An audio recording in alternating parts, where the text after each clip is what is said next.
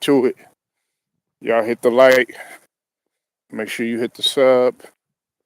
Hit them notifications too, so that you're able to get all of my content, all of my videos. Salute to the whole entire LDBC.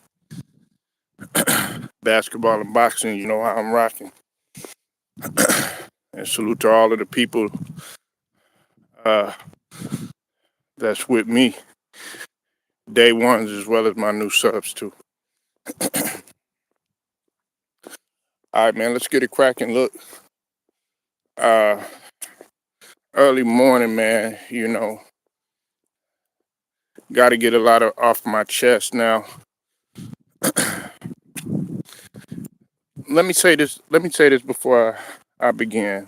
Brown Sugar, salute to you. Good morning, sweetie. Hope you're doing okay. Let me say this, right?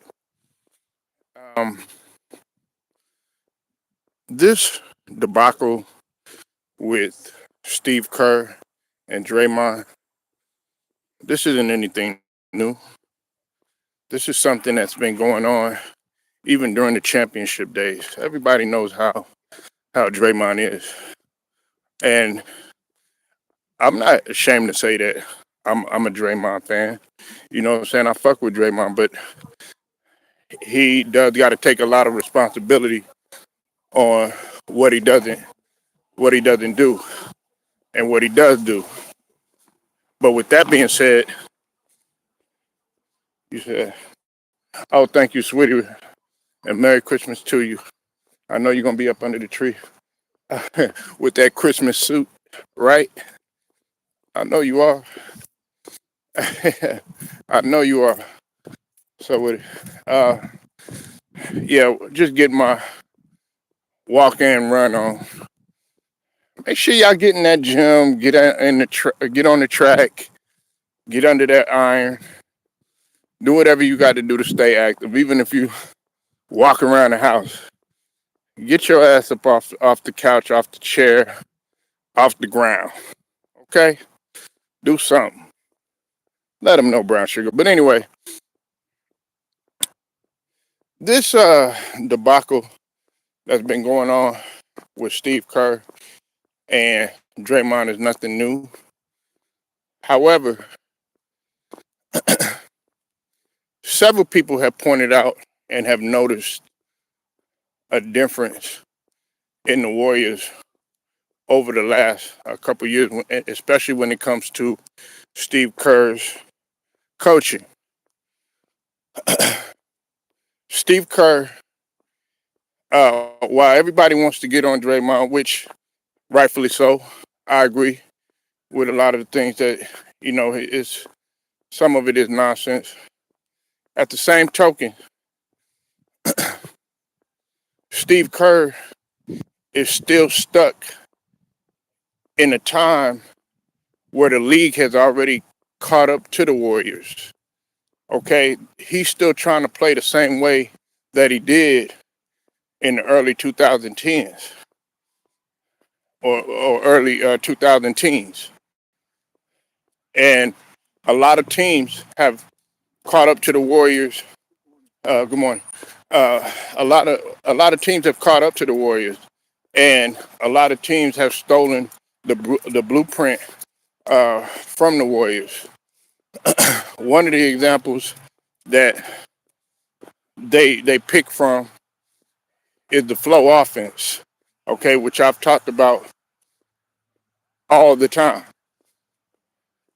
And the thing about it is you have to have the right personnel in order to run that, I'm not saying you have to have the best athletes or any of that, but you have to have the right personnel that have to be on point.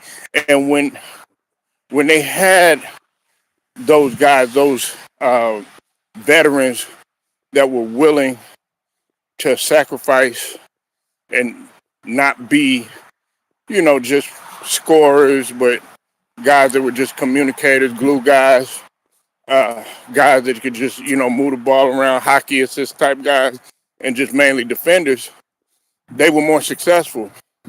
Because I'm going to tell you again, the Warriors, the Warriors, the Warriors were predicated on defense. How you doing?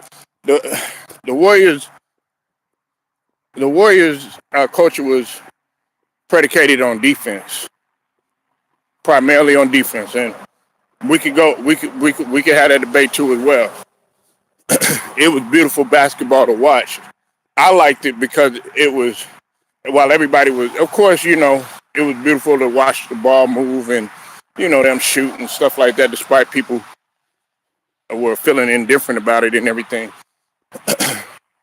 The defensive side of the ball was their calling card, because you go back and you go look at their defensive rankings throughout that time.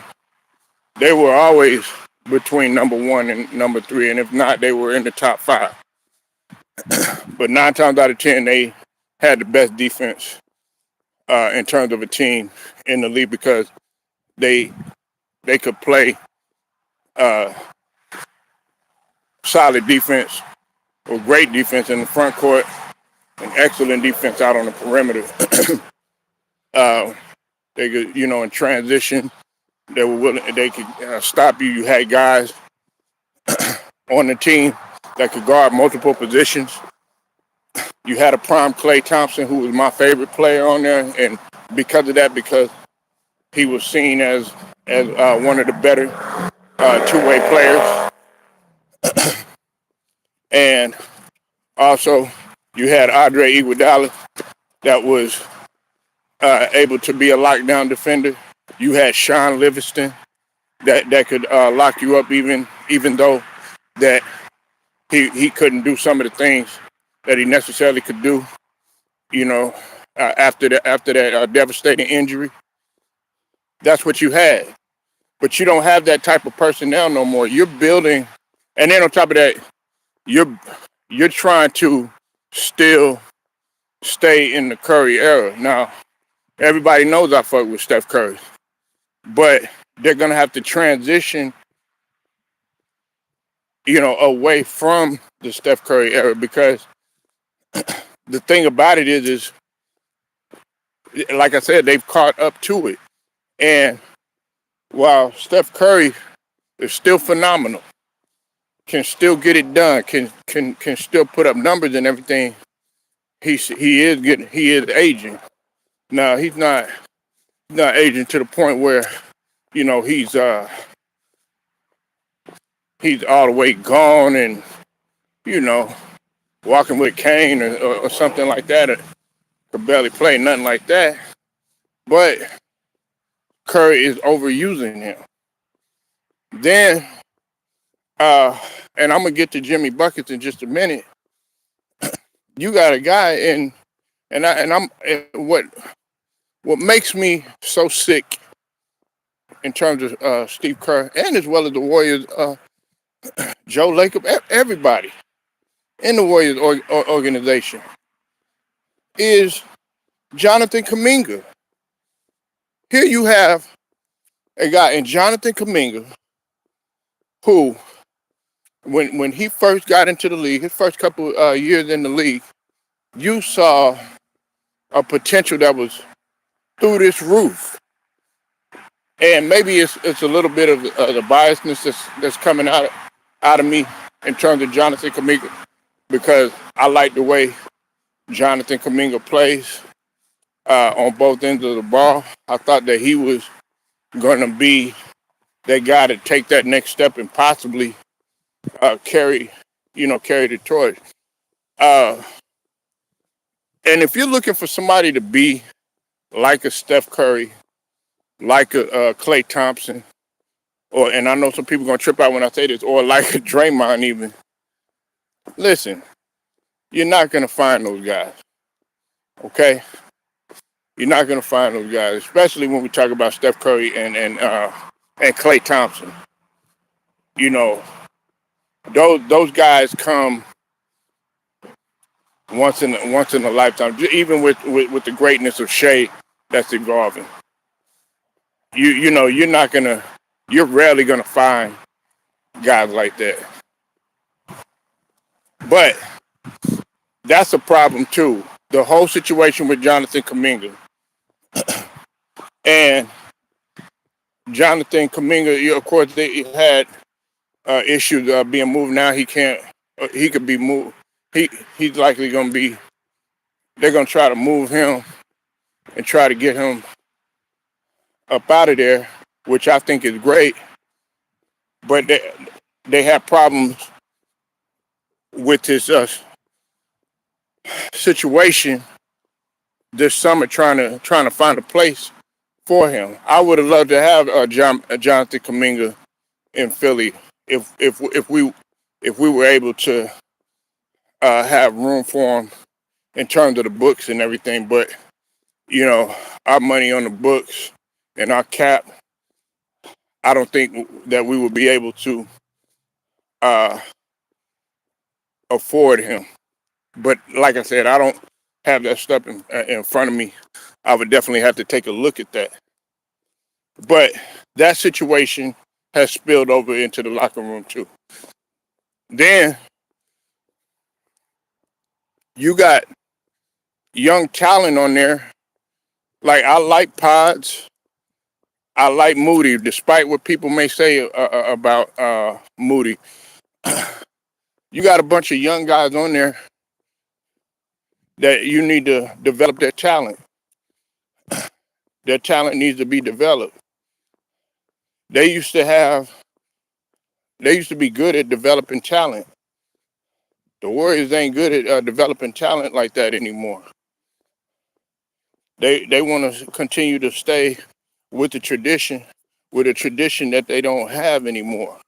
They don't have that type of tradition anymore. Okay, Curry, relying on him, relying on Thompson, relying on these other guys. No, it's a different type of culture, and y'all have to learn to evolve. Now, that leads me into Jimmy Buckets. Everybody knows how, if you've listened to my channel, Jimmy Buckets, I fuck with Jimmy Buckets. But man, he's on the down. It's seeming like he's on the downslope of his career, as much as I hate to say it. And the reason is because Jimmy Buckets used to be one of those guys that you could rely on to really be the first option. You were getting a guy from Miami that was leading the team to the finals, playing hurt through multiple injuries, and still putting the team on his back. And I know people are going to sit up here and say, "Well, he didn't reach the ultimate goal." Okay, but he led a team that a lot of people weren't really expecting to go in the Miami Heat. Led them to the finals, playing hurt, and was really one of those two-way guys that could play both ends. Now, when he first got to Golden State, there was a lot of life. Everybody was looking at the big three situation. Everybody was like, this is gonna be Curry, Draymond, and Jimmy Butler. A lot of people were actually doubting the fact that it was going to work.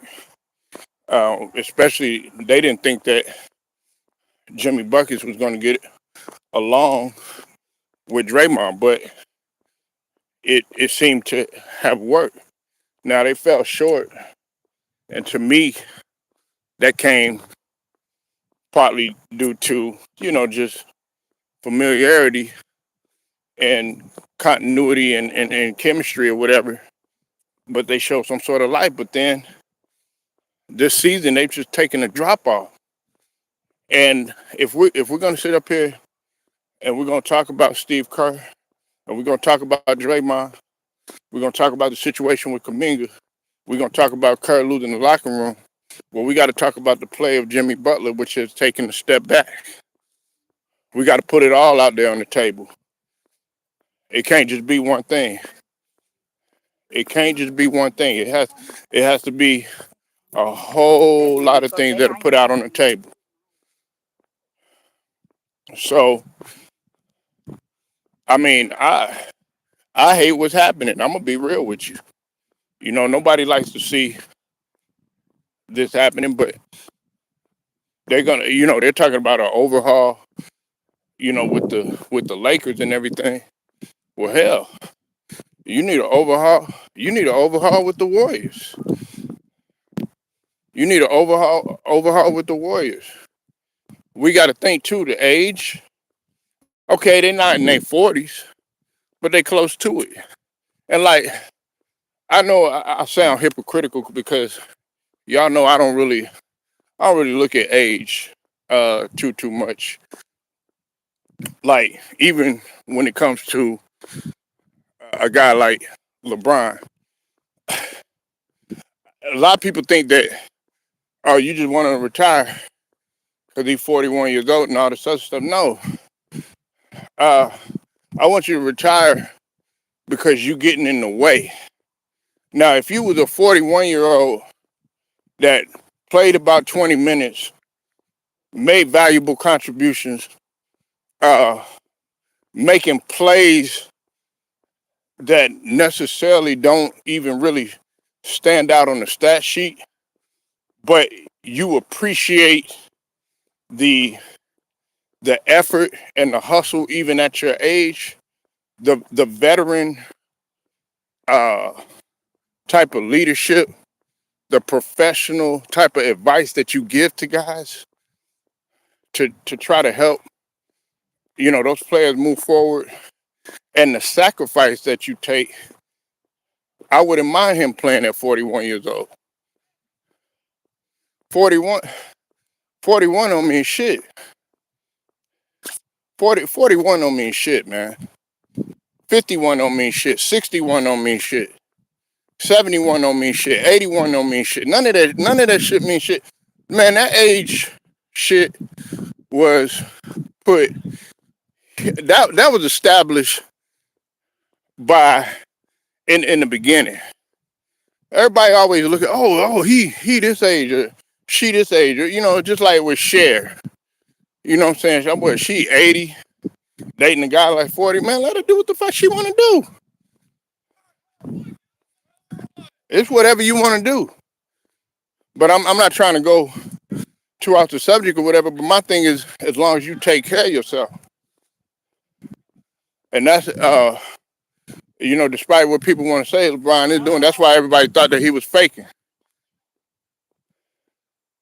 Everybody thought that he was faking, the sciatica or whatever, which we knew that he was.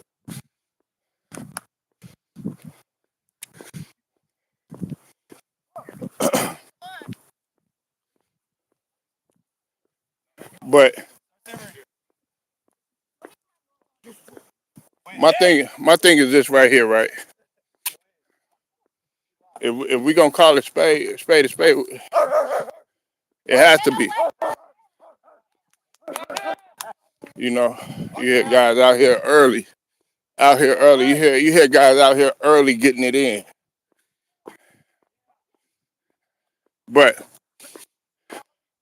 like I said, man. Yeah, what's up with it, man? That age shit don't mean nothing, man. And everybody's so predicated. Oh, I can't do this. I can't do that. Now, you do have to have a limit. I'm gonna stay on LeBron James for just a minute before I move into the NFL.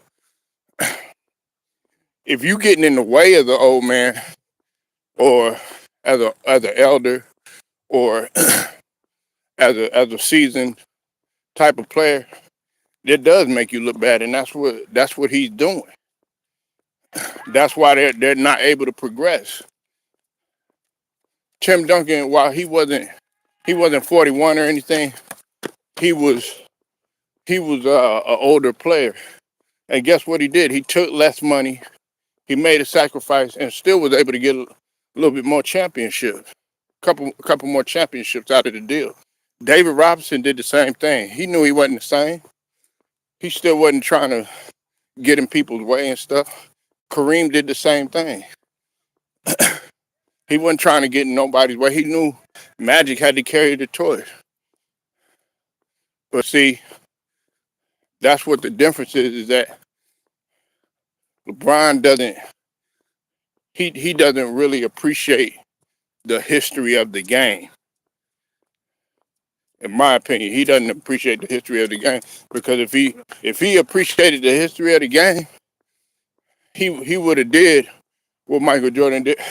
Michael Jordan knew he wasn't the same, but really Michael Jordan, he came out there. Look, let me tell you about Wizards Jordan. I know I'm going all over the place, but I don't really talk about Wizards Jordan or Floyd Jordan like they used to call him, but let's go ahead and get into that, right? I think Michael Jordan was playing with a fucked up knee, fucked up ribs. You know, he had gained so many pounds, you know, coming fresh off of cigars and alcohol and all that other stuff. But guess what? He got out there. He got out there to motivate those other guys. That's what he wanted to do. He wanted to motivate them other guys. He didn't come out there to try to prove, or because of the whole legal situation that had happened, the first time that he came out of retirement, when he came to win 3 more. No, he wanted to motivate the Wizards. He he didn't like what he saw, and what he said, okay, if I could get those guys, you know, to see what I'm doing, pick my brain a little bit. You know, me being 39, 40 years old, I'm playing with guys half my age and still able to do some of the things that still be able to put up 20 plus and be in MVP conversation and still make an all-star team, not just because of my name, but because they see that I can still play the game, even at my season age. Well, hell, I'm going to go ahead and do it. That doesn't necessarily mean that they're going to win a championship. That doesn't necessarily mean that they're going to, you know, they're going to go far in the playoff or even make the playoff. But he's going to try to motivate them. And that's the reason for Jordan coming back. Everybody think he was coming back out of his own selfishness, or that he could still play the game like he did in the 80s or in the early 90s. No. He wanted to motivate those guys that was on the team. He wanted to motivate Kwame Brown. He wanted to motivate Rip Hamilton. You know, he wanted to motivate those guys that was on the team. He wanted to motivate them. So that was my whole thing about it. Salute to who was ever up in here, chopping it up in the morning. Christmas Eve. Christmas Eve. But like I said, man, you know, if we're gonna talk about the Lakers needing an overhaul, and it's sad that, you know, the Lakers, I think they 18-8, 18-7, something like that, and we're talking about an overhaul for them. But just a few weeks ago, people were talking about them possibly knocking off OKC. But now that LeBron came in and spoiled everything, and some people do have a different perspective on how they're looking at the Lakers, surprisingly. You know, there's some people that actually believe that Austin Reeves is a problem, believe it or not. Now me, I tend to disagree with that. The only problem that I see with Austin Reeves is okay. You're starting to do okay. Dang, you injured again. Okay, you're starting to do that, and then of course defensively. Okay, a lot of people there's some people that feeling like Austin Reeves and Luka are not going to work. You know, they were working before LeBron came. In my opinion,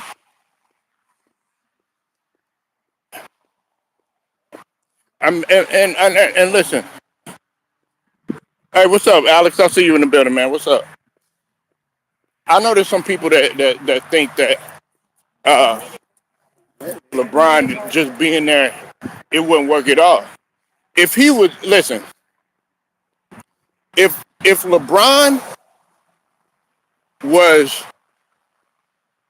just primarily a defender, sort of like what Kobe Bryant was with the USA team, just focusing on that, moving without the ball, playing like he was when he first got back, it'd be a lot better. Even willing to sacrifice and come off the bench, take a hit to your ego. But we all know that that's not going to happen. We all know that he ain't going to do that. We all know that he's not willing to take that type of sacrifice. And what's sad too is when you get up to that age or whatever, it's supposed to be about sacrifice, not selfishness. You know what I'm saying? It's going to be a time when I'm going to have to, just sit back and stop getting in the way, you know what I'm saying, in terms of my kids when they become adults. There's been times when I've had to tell my mom, hey, don't worry about it. I got it. You know what I'm saying? That's just the reality of age. That's what happens. And you everything evolves. The Lakers were evolving without him. You know what I'm saying? All he does is just get in the way. But anyways, I've harped on that enough. Let's go ahead and speaking of a Detroit guy that just came up in here, um, and I know he don't want to talk about it, but that's what I'm here for. I'm gonna put it out on the table. They get mad at me because I talk about the good, the bad, and the ugly. Uh, with the 49ers winning and beating the shit out of the Colts, the Lions are out. The Lions are out. I think they have a 3 to 8% chance of making it, but the Lions are out. Okay, the Lions are out. The downfall of the Colts is sad. They started off red hot, and the Jags are in there, which I've been telling people about. The Bills are in there. I was kind of iffy about the Bills, but they came in late in the season. Josh Allen really hadn't been playing too well. And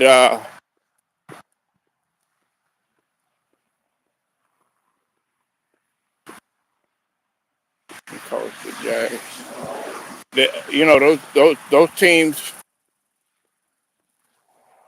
are in the playoffs now. They're in the playoffs now. Oh, hey, what's up with it? Make sure y'all go sub to T Price. Early morning, man. I just want golf gone. We need an other. Well, you wasn't saying that shit when he was winning. You wasn't saying that shit when he was winning. Y'all was not saying that stuff. Listen, y'all wasn't saying that when y'all were beating good teams. Jared Goff was in the MVP candidate. Alex, come on now. He was the MVP candidate. Everybody want to use that. That golf excuse. Y'all tried to do the same thing when Matt Stafford was there, but now y'all appreciate the greatness of Matt Stafford. Come on, man. Let's keep that shit consistent, man. It's not all on golf. A lot of this falls, and I fuck with Dan Campbell. Sorry. A lot of this is on Dan Campbell too.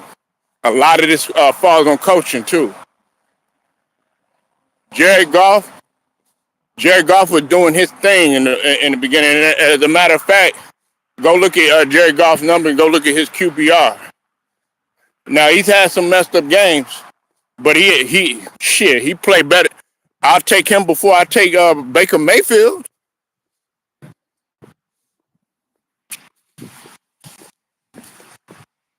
Come on, man. It's easy for us to sit up here. Oh yeah. Goff is gone and stuff like that. They were doing the same thing to Matt Stafford. A couple years later, y'all like, oh yeah, I want Matt Stafford back. Y'all didn't appreciate that motherfucker when you had him. He was getting the ball to Marvin Harrison. He was dealing with the craziness of Reggie Bush.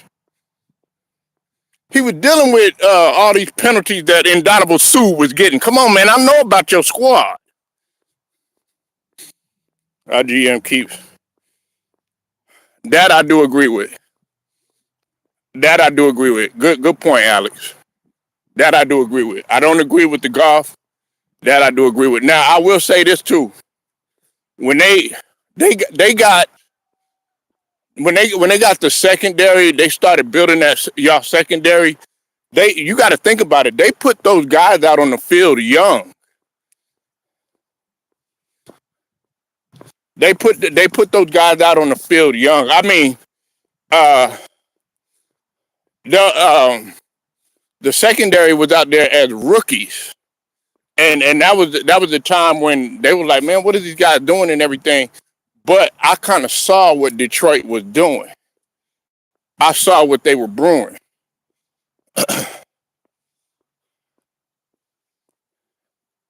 I saw what they were brewing, though. And I was pushing for Detroit. Believe it or not, I wanted the Lions that year.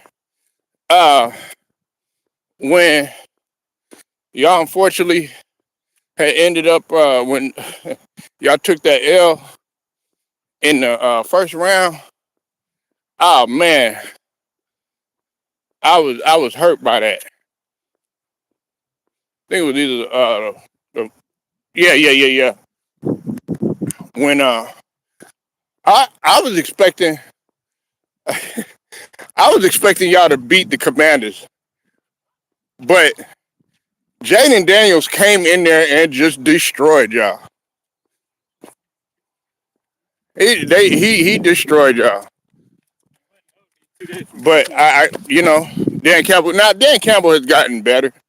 He certainly was better than the first year. I remember he was thinking more like, because he did play the game. That's why I respect Dan Campbell. He did play the game. He was thinking more like a player than a coach his first season. He was thinking more like a coach. Yeah, y'all hit the like button. Please, the like button, and share. We up early, man. Come on. We up early. Brown Sugar, she up in there drinking her coffee with a robe on. Me and the brother Alex up in here having a discussion about the football. T. Price done pulled up early in the morning, chilling, waiting to get back, you know what I'm saying, so he could celebrate Christmas, bring them gifts home, coming through like a Christmas story and shit.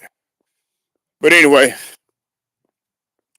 yeah, man, the scenarios are really, and I'll say this too.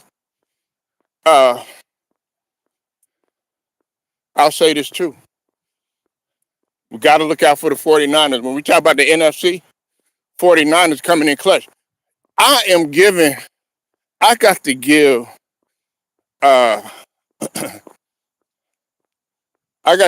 the 49ers credit. I got to give 49ers credit. They're doing less with more. You got You got still, I think he's still kind of injured. Purdy, Brock Purdy. You got um, you got guys that are out. You don't have Brandon Ayuk. You know, you don't got my guy Fred Warner. You just got a ton of guys that are just hurt, and they're still able to do it.